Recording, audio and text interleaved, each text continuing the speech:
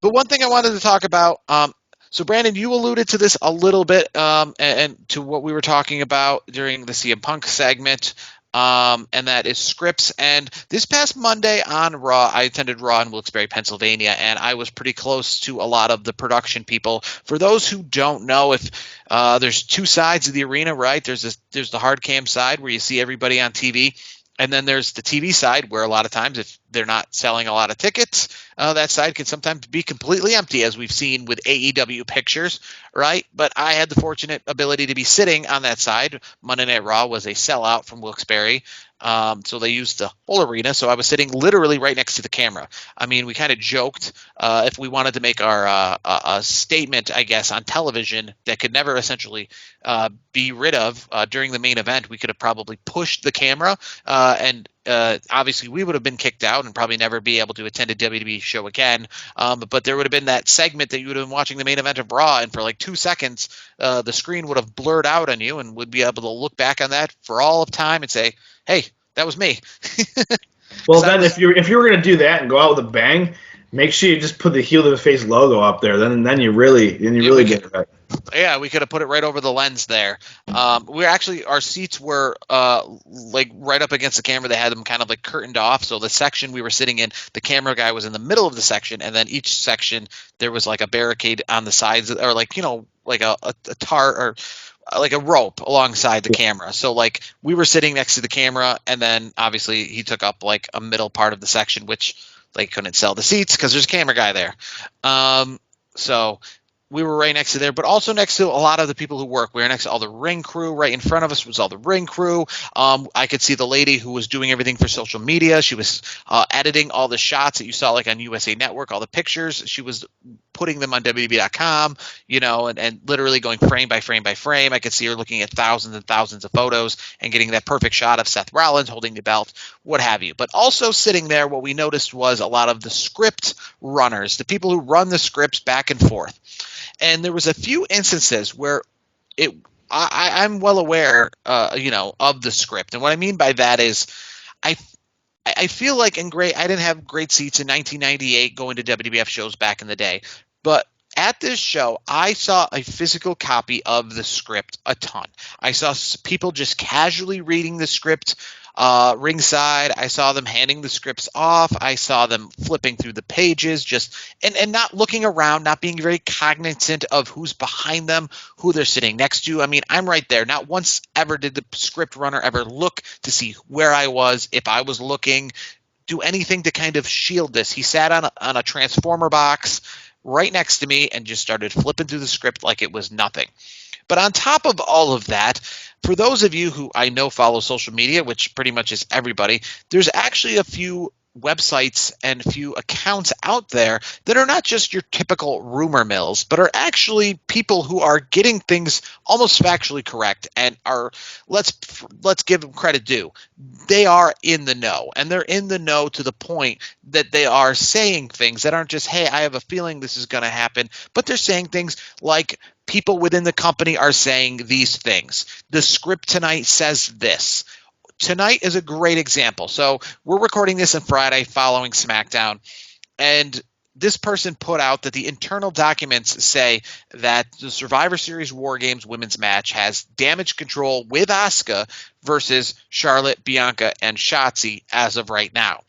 As of right now, Shotzi, we don't know how she's going to get involved in any of that. She wasn't at SmackDown at all tonight. But this was put out before Asuka, who was teaming up with Bianca and Charlotte in the main event to take on Damage Control, essentially ruining that match. And it would have been great if that never happened. Asuka stayed face, but as we saw tonight on SmackDown, she turned heel and she joined that team to essentially confirm his accounts. Like I said, these accounts are things where they're not saying, here's an idea. This isn't even like the Dave Meltzers of the world where they kind of have somebody who they think is in the know.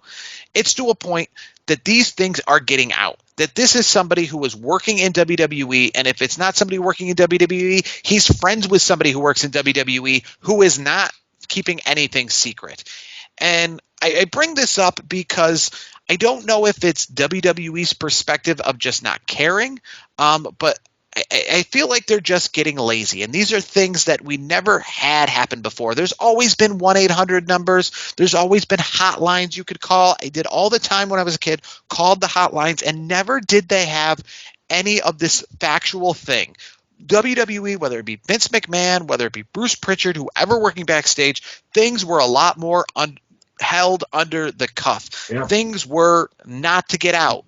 And people within the field of WWE, I feel like that was, when they took the job, they took on the responsibility of saying, hey, only the people who are going to be involved in this particular storyline are going to know this script, are going to know this element. Well, yeah, you got to protect that. You got to protect the integrity of the brand. And to me, I feel like that's not being done anymore. No, it's not. Dude, it's ridiculous. Like, for me personally, like, when you say things like that, which they are true, like, there are unnamed WWE employees that obviously, or unnamed, there's the, I'm not even going to mention it, but you mentioned that that particular dirt sheet writer, but a couple other ones like that Sean guy, guys like that. It's like they have friends that are like friends of friends that work in WWE.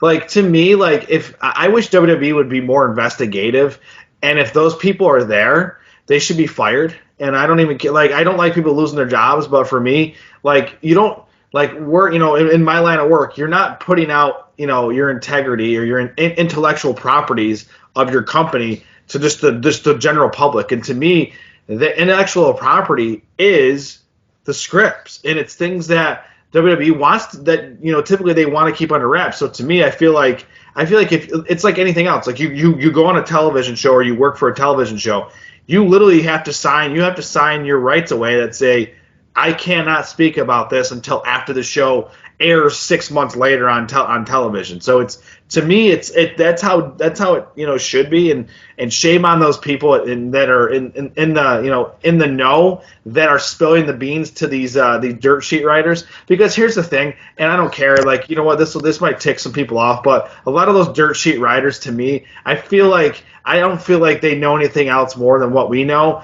but they just happen to have somebody that works at WWE. And, like, I don't like the fact that people are like, oh, this person knows everything, and this person, when they say it, it's take it to the bank. To me, it's almost like back in the day, like, if you're in school, it's like you're almost like, if you're taking a test, you look over someone's shoulder and you're like, oh, yep, that number 20, that's actually C on the Scantron. Like, I mean, I don't know if people use Scantrons anymore, but it's like, to me, I feel like they're cheating. So to me, it's like, I don't trust what dirt sheet writers say just for the fact they didn't get it on their own merit. I feel like they're in a way, they're getting like the SAT, answer key. So, like, they know things when they really don't know.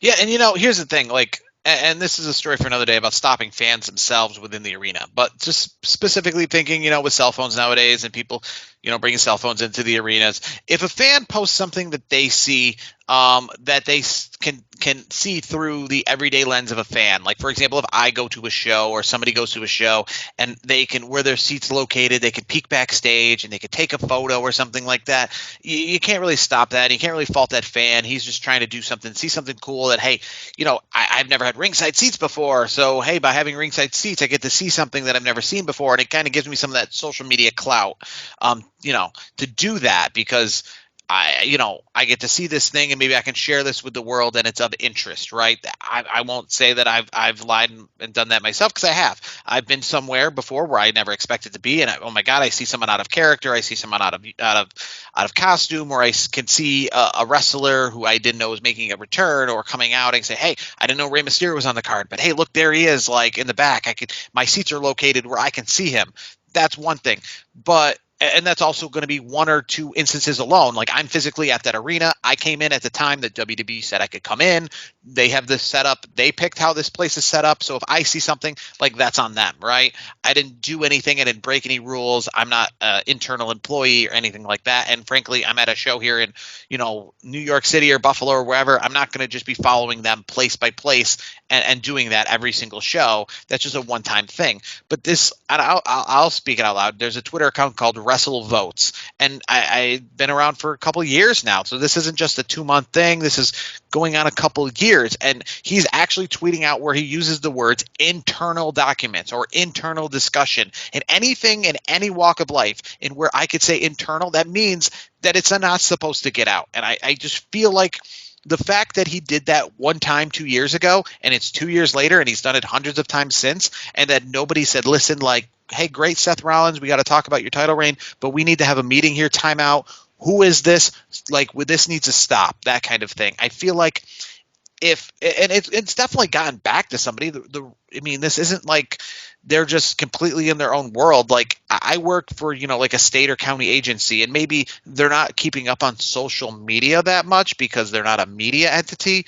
But I feel like if, I was putting out something about internal things and they were a media company and they had a Twitter account and they were, a kind of a company that's the whole thing of we put out stories and we're trying to keep them secret, and that we know we have lots of fans who want to know about this stuff, and I was putting stuff out there, I imagine that would happen once or twice, and then all of a sudden we get an email that says, hey, this is going out there. We don't know who it is yet, but this is warning one, whoever it is, stop. And then once we got to like I said, like this Wrestle Votes, he's put out hundreds and hundreds of things.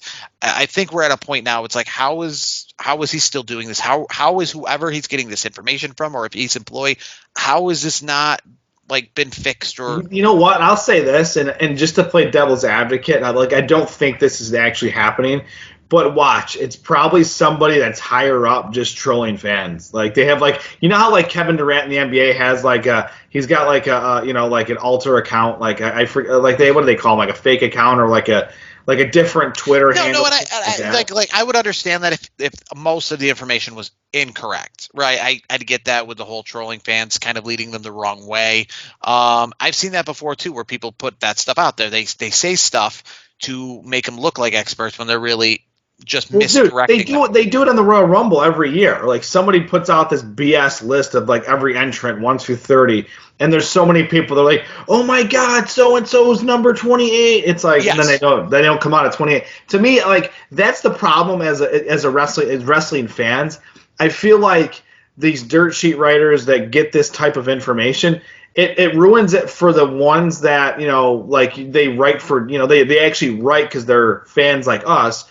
And they're content creators like we are, and they're not sitting there trying to cheat, so to speak, in my book, or put out some BS. Like you're just giving fans people like us and different. There's a lot of great writers out there, so it's not like the entire like media the media community around wrestling, whether it's podcasts like us or different dirt sheets, but like there are some entities that really do good and they really do provide some really quality content, but there's just a few. There's a handful of like those dirt sheet people or people like in the internet wrestling community that are misinformed and they think a certain person like actually like has clout. Like I don't like that kind of stuff, and I feel like it ruins it for the people that are trying to just make it honest and make it entertaining for the fans.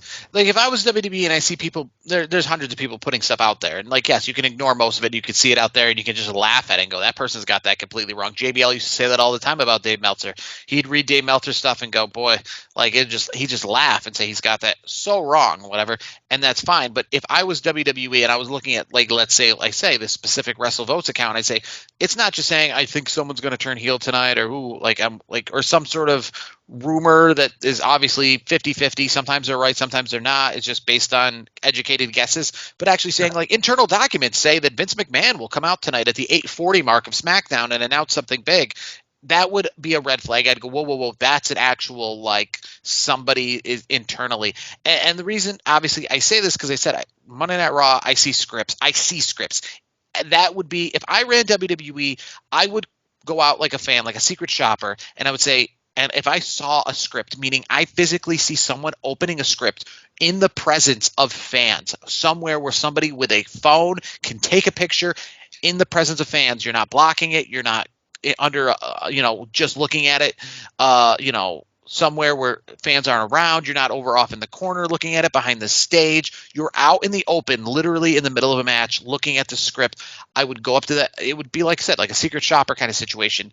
I would come back the next day and I would say, here's what I observed last night, and this can't happen. The other things that I've observed in my walk of life, which, again, nobody around, right? I told you I was on my way to the Royal Rumble last year. Bray Wyatt, LA Knight, the pitch black match, guy on my plane. He's talking out loud about this match on his laptop, doing a meeting. And I get it nowadays. WWE's got so many sponsors and so many things that got to be worked out, especially in a Mountain Dew sponsored match like that was. Yeah. But I mean, I just feel like, again, if I was to go in an airport in 1998, right? Forget social media. I don't think, I mean, because you don't think people tried? You don't think someone tried? No one ever says, hey, I was at the airport. I heard The Undertaker on the telephone discussing a match, at a payphone. Like, that didn't happen. I don't think social media has anything to do with this. Social media only puts out what is there to put out. WWE is, I think, just got lackadaisical. Like that's what I think is the issue here. Yeah. I think social media is fine because, again, AEW isn't having this issue. I do not hear AEW like these things with AEW as I do with WWE. So social media is only just, it's like you have more news, but news can only put out what they know. Social media puts out things that they know. Social media is great. They're going to catch The Undertaker out of uniform, out of his character at an IHOP. Great, take a picture of him. But these scripts and these internal documents, I mean, we learn about it, right? The social media world exists, but we don't know what's going on inside the FBI. We don't know what's going inside of NASA, even though the internet exists, right? There is Twitter and Instagram and Facebook, but we don't know what's going on in the FBI right now because they don't want us to know. What is known is what is out in the universe. We have phones and we can take pictures and we can report what we see. So it's WWE saying, yeah, let the fans take pictures. Let the fans report what they see. But the issue is we got to make sure that they don't see it. What happens in a boardroom there's only like 12 people in a boardroom, right? And everybody within that boardroom should be saying, like, hey, we can't let this stuff get out. We can't be taking pictures of this. It's like a magician. Think of it this way. It's like a magician showing you his sleight of hand with the trick. Like, to me, it's like some things just don't need to be seen or told. Like, it's like, to me, it's like that's why people still love going to magic shows. It's because they're just there for the illusion, just to be wowed. And it's like, you don't want to be like, well, see how I do this with my finger and my snap of my fingers and I pull it out of my sleeve here. It's like, no one wants to. I don't like, stop doing the inside baseball stuff. Like, I just noticed that with these different dirt sheets and like different social media handles and whatnot.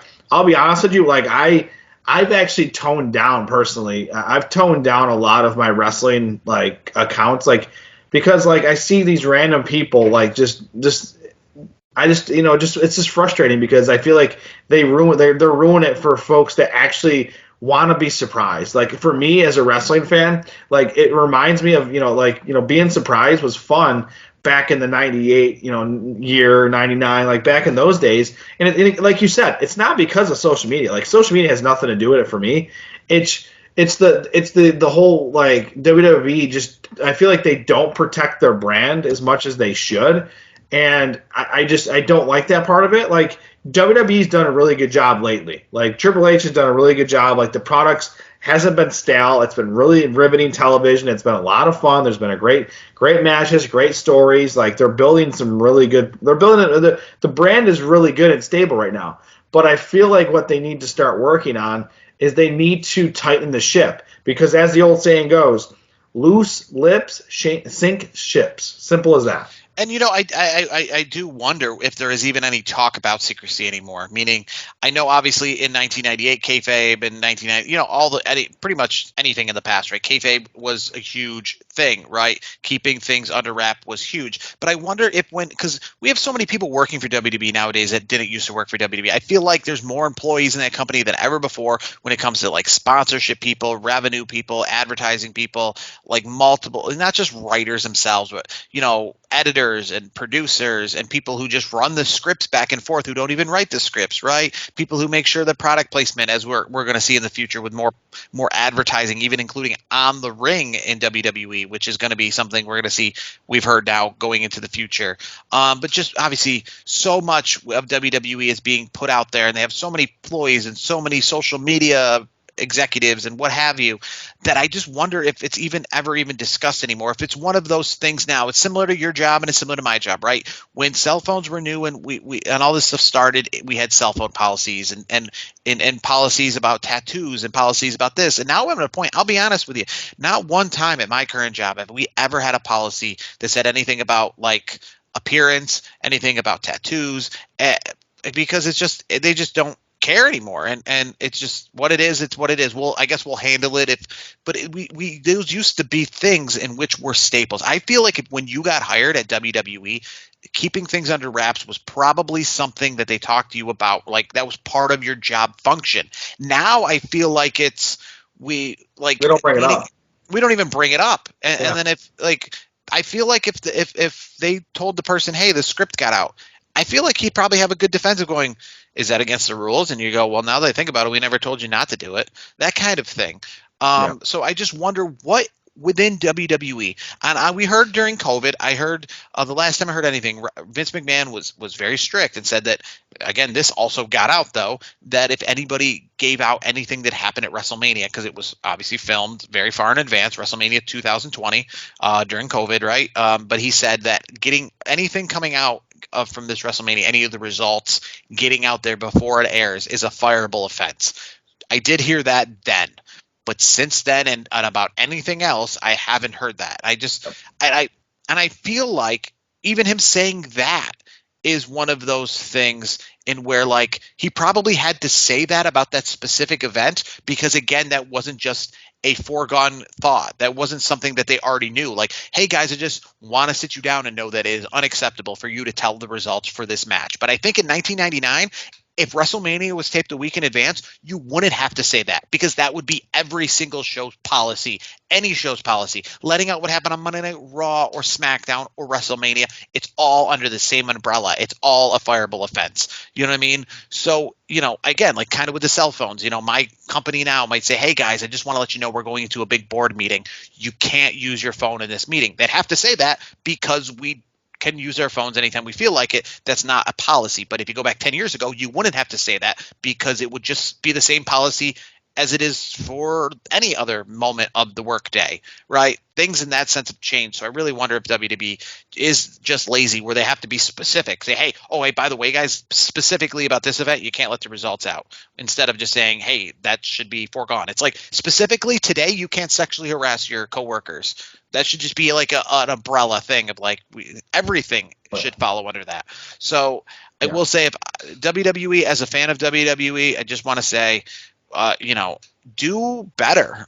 Because while we know that wrestling is the way it is nowadays and people are out of character way more than they are, and the world of wrestling, you can't put the genie back in the bottle when it comes to knowing about what Kevin Owens is like outside, or, talking about the Usos and Sami Zayn and Kevin Owens about being, best friends chit-chatting with each other 5 minutes after the Bloodline storyline ends or not even ends. Roman Reigns over here talking about working with LA Knight 5 seconds after they were just having a feud.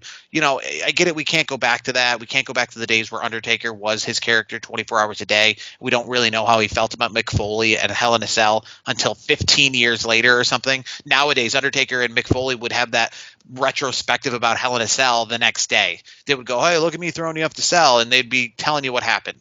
I get that. We can't put the genie back in the bottle in that sense. But there are still some things. It's just like any other TV show. When I watch any TV show, whether it be, NYPD Blue or Lost or whatever, wrestling is under that same umbrella. And unfortunately, nowadays, we know that they're characters and they're actors, which back in the day wrestling, they kind of seem to melt more together. Stone Cold would act like Stone Cold, both in and out of the ring. I get it. We're at a point now where they're actors within the ring, but just like a TV show, though, there has to be that element of we can't know what's going to happen. Simple as enough. If after the show's over, if the Undertaker takes off his thing and then acts like he's a Mark Calloway, you know what I mean? Whatever. We're past that point, but at least at this aspect can be controlled. And I feel like I said, they're just very, very lazy about it as of, the last couple of years. And the fact that it's getting really noticeable. And it's one of those things where, like I said, if this person put this stuff out there and then he disappeared a couple months later, but like now it's to a point where it's like, I got to start unfollowing people. I got to start blocking things. And it's I've done that already. By yeah. the way. Like I've just gotten rid of of accounts over over the last I don't know, I'd say over the last few like 6 months maybe, where I don't know, like I just got to the point where I'm sick of things just I don't like everybody has takes. Like I don't care about that. Like if you don't, like if you have a take and I don't like it, I'm not gonna unfollow you if I don't agree with your take. Like we all have opinions, and I think that's cool, and I think that's what makes not only like wrestling great, but sports and music great, because we're all gonna have different flavors of ice cream that we like. So like that stuff's cool. But like when you're like going out of your way to like ruin the, as I call it, like the inside baseball of the business, and ruin surprises, and just to me, I just that stuff just ticks me off, and What's the point of watching? Like, what would be the point of watching the Royal Rumble, or how could you enjoy because then the Royal Rumble yeah. if you knew every single entrant and all the surprises and who was going to win it? What is the point? People are putting that out there for their own. It's literally like kind of like the car crash. Like I don't want to see it, but I also can't look away, and they know that, and they're exploiting that. But at the same time, I don't want it to be presented to me, right? I don't want to see it. I know once I see it, I can't look away. It's very difficult, especially if someone else sees it, and then they're going to say, "Oh, hey, I know you don't want to see it," and they're going to ruin it. I have a friend who doesn't mind if things get ruined, and I even try to be nice to him. I say, "Hey, I found out something." I like a good example was we went to Elimination Chamber last year, and before the Royal Rumble even happened, where Sami Zayn made the turn, somebody posted the chairs in production for Elimination Chamber with Sami Zayn on the chairs. And, my friend was fine with me telling him, but I didn't even want to see that. That was one of those things that was like, I'm just scrolling through and somebody's like, hey, do you want to have the Elimination Chamber main event kind of ruined for you? Here you go. Like, I didn't even ask. Well, here's the thing: the difference between there's some people like your buddy, and then like us, like you and I explicitly will say like, hey, I'm not gonna watch the show live. Don't text me. Yeah. Pretty much and we have an understanding. Like we've known each other for years, and we have an understanding. Like, oh hey, I can't watch this pay-per-view live, so like, hey, don't give it away. So like you and I are on the same page with that. So like for me, it's like, okay, if I'm on that side of it and you're watching the show and I happen to not be able to watch it, I'm not only staying off social media, I'm not asking you a thing, because I'll go back, say it's a Saturday night pay-per-view or premium live event, and I wake up Sunday morning and I'm like, all right, time to fire it up. I'm watching it like it's for the first time. I've never seen anything. So for me, like that, I like that experience of seeing it and knowing it for the first time, where it's not spoiled. And I just feel like everybody's out there, like these supposed journalists are trying to, they're just putting stuff out there that I feel like just ruins the whole aura of the surprise. And as a wrestling fan, as someone who's been a wrestling fan like myself, and you've been a wrestling fan yourself for what, since the 90s, for example, for both of us, like the big thing that I liked about wrestling and what drew me in was I didn't know what to expect. Like I'm like Stone Cold when he was at his peak in the late 90s. It's like, oh my God, I can't believe he did that. Like that's his boss. Talking about Vince McMahon.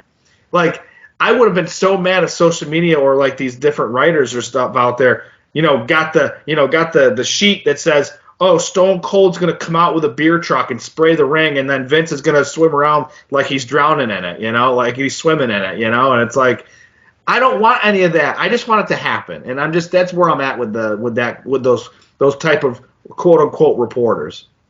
Yeah, for sure. I mean, it's definite that, like, here's the thing, WWE, you pay a lot of money to make your shows live. There's a reason why SmackDown is no longer taped on Tuesdays. You used to tape it on Tuesdays and put it on Fridays. And then I think since 2016, SmackDown has been either live on Tuesdays, because you still taped it on Tuesdays, but you were like, we have to have it on Tuesdays now, because if we're taping on Tuesdays, we have to have it on Tuesdays. And then when Fox took it for Fridays, you didn't go back to the old model where you said, okay, we'll still tape it. You specifically have your crew set the place up on Friday. threw off your whole schedule so you could have SmackDown on Friday live, meaning that we're at a point now where even if it's against the grain, even if Raw's, we've had this discussion, if Raw's on Monday and SmackDown's on Friday and they're not next to each other, you're literally going to take one set down, drive the set, and make this a whole big production because it's live. We don't do the UK only pay-per-views anymore. If something's in the UK, it's on at 11 o'clock in the morning here. If something's in Australia, it's on at 5 o'clock in the morning. You're airing it live. You're not when Elimination Chamber happens in Australia, right? You're not going to do what you would have done like for SummerSlam 1992. SummerSlam 92 was taped on Saturday and didn't air in the United States until Monday. You could do that then. You wouldn't do that nowadays. You're going to air Elimination Chamber at 5 o'clock in the morning in the United States live, specifically because you just can't go back to not being live, right? So you make a point to make it so that anytime you're on the air, you are live. And if you're not live, some of these SmackDowns, they do the double tapings and stuff like that. If that stuff gets out there, it is whatever because it's in front of 20,000 people and they're not dirt sheet writers, they're just regular fans. So the results are going to get out there, right? But if you're making a point to do something live, then protect it, right? If I'm buying a Ferrari, I'm going to make sure that garage I put it in has a lock, okay? You're making a point to make sure that Friday Night SmackDown is live. The best lock you can buy, yes. You made a point that SmackDown on Friday night is live. When it was on Fridays before, it wasn't live because that wasn't convenient. So you went out of the convenience to make it so that it's live. It's not against Raw, so you can't have the same crew. You can't make it an easy setup where it's crew, day off. No, it's got to be crew, day off, back on, load up the truck, do all of this stuff to have a show at an inopportune time. You're going to, like I said, have this show in Australia where you're going to have it all set up and you're going to bring the crew over and TV cameras and all this stuff, and you're going to have it on at a non-inopportune time, specifically because you want it to be live and you don't want it ruined. You don't want this ruined. You're making a point to not have it ruined, so then really put your money where your mouth is, right? Like the analogy is simply, I am going to transfer this Lamborghini from Australia to the United States, and it's going to cost me a lot of money, and I'm putting all of this stuff together instead of buying a local car because I want this car, well, then I'm going to secure it. All right, so you're doing this. You want to make sure that Raw is never taped. You had Raw live on Christmas one year, right? You didn't have all those people work on Christmas Day in order to have that show get ruined. So that's all we're saying. You go out of your way to make this show live every single week. Absolutely. So put some whatever you did back in the day, just reinforce safeguards, baby. Put some safeguards in. And like I said, we're asking for. We don't have these issues with AEW, weirdly enough. I don't know if it's just people aren't interested enough, but I don't know if Tony Khan just keeps things closer to himself, and they have obviously less people working there. But hey, that's what I would guess. I'd guess that Tony Khan is the proof that this isn't social media. Tony Khan is and AEW is the proof this isn't just social media. This is a specific problem that can be fixed. I agree. So